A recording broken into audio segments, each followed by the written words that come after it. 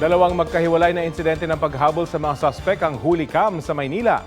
Sa Binondo, isang tanod na kasamang rumisponde sa pagtangay sa e-bike ang nasaksak ng suspek matapos silang ma-corner. Isinugod sa ospital ang biktima pero namatay kalaunan. Ang tumakas na suspek nahuli rin at sinampahan ng reklamong murder. Anya, dinipensahan lang daw niya ang sarili matapos hatawin umano ng tanod. Sa Malate, dalawang pulis ang nakipagpambuno sa lalaking hinuli na dahil may patalim. Pero napuruhan ang isang pulis dahil pinukpok siya ng bato sa ulo ng suspect. Na-inquest ng suspect na umaming nakagamit ng solvent at may kaaway daw na plano niyang saksakin. Dati na rin itong naaresto dahil sa pagnanakaw.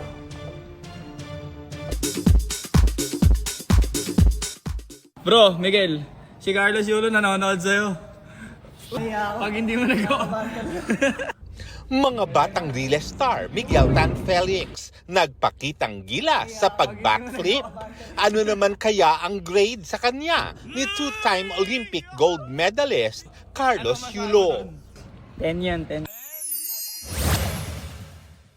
New skill unlocked naman for Jenilyn Mercado.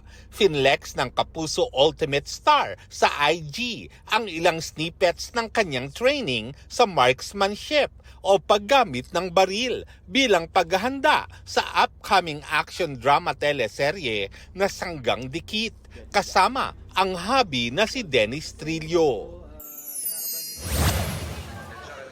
Pop star Shakira isinugod sa ER sa Peru dahil sa abdominal issue. Shakira! Shakira! Napasugod naman sa ospital ang fans para magpakita ng suporta sa Colombian singer. Sasakyan ni Felix ng Stray Kids nabangga ng shuttle bus matapos ang fan meeting sa South Korea. Ayon sa kanyang agency, walang dapat ikabahala ang stays dahil mabuti ang lagay ng K-pop idol. Lor Santiago nagbabalita para sa GMA Integrated News.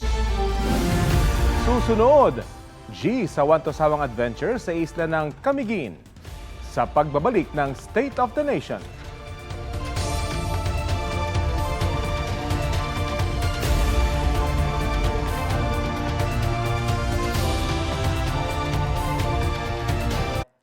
Huwag magpahuli sa mga balitang dapat niyong malaman.